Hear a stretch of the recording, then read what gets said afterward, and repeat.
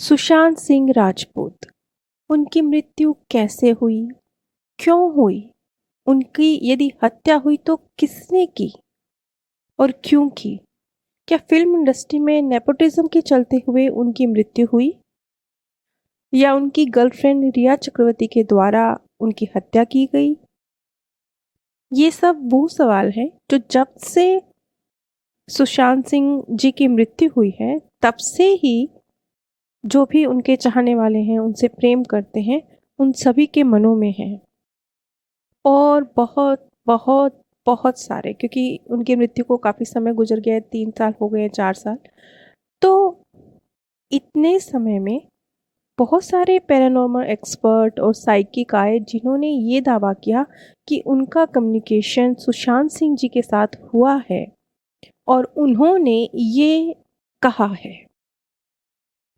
वो सभी बातें मुझे आपसे कहने की ज़रूरत नहीं है, क्योंकि बेहिसाब वीडियोस हैं सुशांत सिंह जी से रिलेटेड यूट्यूब के ऊपर, जिनमें आपको रिपीटेडली वही बातें सुनने को मिलेंगी जो ऑलरेडी आप लोग जानते हैं। किसी भी स्थान पर एक सिंगल वीडियो में भी आपको कुछ विशेष या नया नहीं मिलेगा। सब जगह ऑलरेडी जो बातें की जा रही हैं, जैसा कि मैंने बिगिनिंग में कहा कि सबके मनों में ये चल रहा है कि रिया चक्रवर्ती द्वारा उनकी हत्या की गई या किसी फिल्म इंडस्ट्री से जुड़े किसी पावरफुल व्यक्ति द्वारा की गई, इस तरह की बातें जो ऑलरेडी हम सभी कई कई बार वीडियोस में सुन चुके हैं और हम लोग इसी नज़रिए से सोच रहे हैं। तो कुल मिला के कम शब्दों में आपको कहीं पर भी किसी भी पैरानॉर्मल एक्सपर्ट के द्वारा, खासतौर पर स्टीव हब जैसे लोग जिन्होंने बहुत बड़े बड़े दावे किए हैं और पूरी उनकी उनकी आवाज़ तक उनकी वीडियोस में सुनाई देती है, वहाँ पर भी आप देखेंगे कि किस तरीके से उनकी पुरानी जो वीडियोस हैं उनको मैनिपुलेट किया गया है, वहाँ उनकी आवाज़ को एडिट किया गया है और कुछ एक शब्द जो उनकी पुरानी जो इंटरव्यूज़ थे वहाँ से लेकर उन्हें एडिट करके स्टीव हब के द्वारा सबके सामने प्रदर्शित किया गया है। लेकिन आज जो मेरा संपर्क हो पाया है सुशांत सिंह जी की आत्मा के साथ और जो मुझे जानकारी मिल पाई है, मैं आप सभी के साथ शेयर कर रही हूँ। लेकिन ये पूरी तरह से मेरे व्यूज़ हैं। इसमें जो सरकार द्वारा जो जानकारी, जो प्रोसेस चल रहा है, सीबीआई द्वारा जो जांच चल रही है, हम सब उसकी रिस्पेक्ट करते हैं। सवाल, आपकी मृत्यु कैसे हुई? आत्महत्या। क्यों? मैं थक गया था। मैं ठीक नहीं था। मानसिक समस्या, मानसिक बीमारी। आगे उनका कहना था कि उन्होंने जो कुछ किया इसका उन्हें दुख है और ये भी दुख है कि जिस वजह से किया वह कार्य नहीं हो पाया। अवेयरनेस, जहाँ तक मैं समझ पाई हूँ, शायद वो ये कहना चाह रहे हैं कि उन्होंने एक मानसिक बीमारी के चलते, बाइपोलर डिसऑर्डर के चलते आत्महत्या करी, क्योंकि वो अपने आप को शून्य महसूस करने लगे थे। एक ऐसा व्यक्ति जिसकी कोई वैल्यू नहीं है। आज वो समझते हैं कि ये सारी भावनाएं झूठी थी, भ्रम थी, लेकिन उस वक्त वो उन पर इतनी ज़्यादा हावी थी और इतनी ज़्यादा उनके लिए रियल थी कि उन्होंने ये स्टेप उठाया। बाइपोलर डिसऑर्डर में कुछ हमारे मस्तिष्क में सेरोटोनिन और डोपामिन नाम के जो रसायन हैं, इनका जो असंतुलन क्रिएट होता है, जिसकी वजह से हम हैप्पीनेस को महसूस नहीं कर पाते और अपने आप को हमारी कोई वैल्यू नहीं है, इस तरह की स्थिति में महसूस करते हैं। तो ऐसी ही कुछ स्थिति का बयान सुशांत जी ने किया, जिस स्थिति से वो गुजर रहे थे और वो काफ़ी समय से, 20 वर्ष की आयु से इस चीज़ से जूझ रहे थे। और उतार चढ़ाव को, जीवन के उतार चढ़ाव को जो इस बीमारी की वजह से वो फेस कर रहे थे, उनके सामने जो आ रहे थे, उन्हें वो झेल रहे थे। और इस बीमारी के चलते जीवन के बहुत सारे सामान्य कार्य करना भी उन्हें मुश्किल लगने लगा था। और अपनी इस आत्महत्या के लिए उन्होंने किसी को भी दोषी करार नहीं दिया। जैसा कि हम उनकी गर्लफ्रेंड के विषय में कहते हैं, या अन्य कुछ ये शंका जाहिर की जाती है कि अन्य कुछ पावरफुल व्यक्ति रहे हैं जिनका उनकी मृत्यु से ताल्लुक रहा है, तो इस तरह के कोई भी सिग्नल उनके द्वारा नहीं दिए गए। इसके अलावा उनका कहना था कि वो शांत हैं, खुश हैं, अपनी मदर के साथ हैं, लेकिन उनकी मृत्यु सार्थक नहीं हो पाई।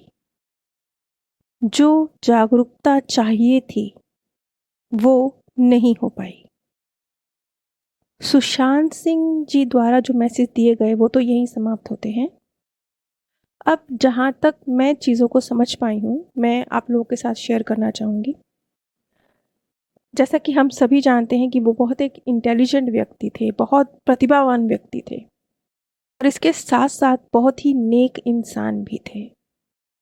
और ये एक दुर्भाग्य है कि इस तरह के जो मानसिक रोग होते हैं वो अधिकतर बहुत बुद्धिमान लोगों को ही होते हैं, क्योंकि जो एक बहुत बुद्धिमान व्यक्ति होते हैं उन्हीं को बातों को पकड़ पकड़ लेना, उनकी बहुत डेप्थ में जाना, बाल की खाल निकालना, ओवर थिंकिंग करना, इस तरह के सिम्टम्स उनके अंदर होते हैं। तो ये जो उनके स्वभावगत सिम्टम्स होते हैं, ये उनको कुछ रासायनिक, शारीरिक, मानसिक रासायनिक परिवर्तन और कुछ इस तरह का स्वभाव, ये चीज़ें मिला के एक बीमारी का रूप धारण कर लेती हैं, जैसा कि सुशांत सिंह जी के केस में हुआ। लेकिन एक शब्द जो सुशांत सिंह जी द्वारा कहे गए कि मेरी मृत्यु सार्थक नहीं हो पाई, जागरूकता नहीं फैल पाई, जहाँ तक मैं समझ पा रही हूँ शायद वो एक मानसिक अवेयरनेस की बात कर रहे थे, मानसिक रोगों के प्रति अवेयरनेस की बात कर रहे थे। वो जागरूकता जो फैलनी चाहिए थी वो नहीं हो पाई। अब ये बात तो हम सभी लोग जानते हैं कि उनकी मृत्यु को लेकर हर तरह के कयास लगाए गए और लगाए जा रहे हैं। बहुत हम लोग सब जगह जो वीडियोस देखेंगे उसमें आप पढ़ेंगे कि षड्यंत्र हुआ, उनकी गर्लफ्रेंड द्वारा उन्हें मारा गया, या नेपोटिज्म के चलते उन्होंने इस तरह का कदम उठाया। ये सारी बातें की जा रही हैं, बहुत ज़्यादा की जा रही हैं।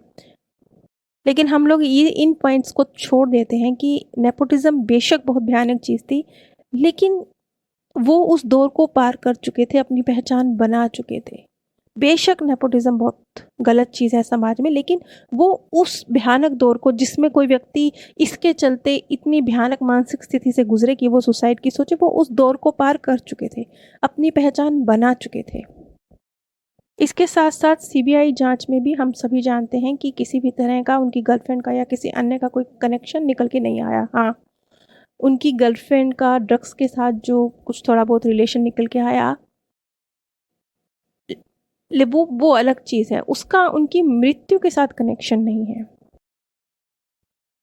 जो ड्रग्स थे उनके प्रति जो उनका रुझान था, उसकी वजह भी उनका मानसिक रोग था, क्योंकि जब अपने मानसिक रोग को वो दवाइयों के थ्रू हील नहीं कर पा रहे थे, तो उससे बचने के लिए थोड़ी देर ड्रग्स का उन्हें ऐसे लगता था कि शायद वो सहारा है, लेकिन हरगिज़ वो उनकी मृत्यु की वजह नहीं था। मैं जानती हूँ कि जो अभी जो जानकारी मेरे द्वारा वीडियो में दी गई है वो ज़्यादातर लोगों को अच्छी नहीं लगेगी, क्योंकि हम लोग चीज़ों को मिर्च मसाले करके जानने के इच्छुक होते हैं।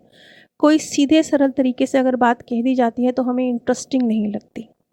बात को थोड़ा सा कुछ रहस्यमय सा रूप दिया जाता है, तब हमें वो चीज़ आकर्षित करती है। जैसे कि उनकी मृत्यु को रहस्यमय सा रूप दिया गया किसी विशेष व्यक्ति, पावरफुल व्यक्ति द्वारा, ऐसे और ऐसे, तो वो हमें अट्रैक्ट करता है। लेकिन अगर सीधी सरल बात कह दी जाती है तो वो सुनने में मज़ेदार नहीं लगती। ये कुछ ऐसा ही है जैसे एक छोटा बच्चा रोज़ मंदिर जाए, भगवान से प्रार्थना करे कि वो पास हो जाए। अगर वो आपको ये कहता है कि हाँ, मैंने ना उस मंदिर में जाके ये वाला मंत्र किया था, 4 दिन तक किया था, 5वें दिन में पास हो गया, तो हमें बड़ा अच्छा लगता है, हमें लगता है वाओ! शॉर्टकट है, बड़ी एक रहस्यमयी अच्छी-सी जानकारी है, बड़ा ज़ क्योंकि समस्याएँ सबके जीवन में है ना, वो रहस्यमयी सी चीज़ बड़ी प्यारी लगती है कि ओहो! ये मंत्र, ये तो बड़ा आसान है। लेकिन अगर वही बच्चा आपसे ये बोल दे कि हाँ, मैंने पूरे साल पढ़ाई की थी, मैंने मेहनत की थी, तब आपको उसकी बातें सुनने में ज़्यादा मज़ा नहीं आएगा, अच्छा नहीं लगेगा, क्योंकि इतनी सीधी सरल बात कि मेहनत करने से मैं सफल हो गया और मैं पास हो गया, सुन के आपको अच्छा नहीं लगता। हम सभी इसी तरह की एक हम सभी इसीलिए तो हमें फ़िल्में अच्छी लगती हैं, क्योंकि फ़िल्मों में सब कुछ मैजिकल सा और सब कुछ संभव है, सब कुछ संभव है। एक हीरो 10 लोगों को एक साथ पीट सकता है, सब कुछ संभव है, वो हमें अच्छा लगता है। यही वजह है कि सुशांत सिंह जी को लेकर बहुत सारी बातें इस तरह की रहस्यमयी जैसी, षड्यंत्र जैसी, कुछ खतरनाक जैसी, तो वो बड़ी प्यारी लगती हैं। लेकिन जब ये बात जो मैं आप लोगों के साथ शेयर कर रही हूँ, मैं जानती हूँ आप लोगों को ज़्यादा अच्छी नहीं लगेगी, क्योंकि सत्य में वो खूबसूरती नहीं है, जो झूठ में है। आप सभी पर परमात्म सौंदर्य, प्रेम और आनंद सदैव बरसता रहे। आप सभी दिव्य परम धाम में स्थान प्राप्त करें। सुशांत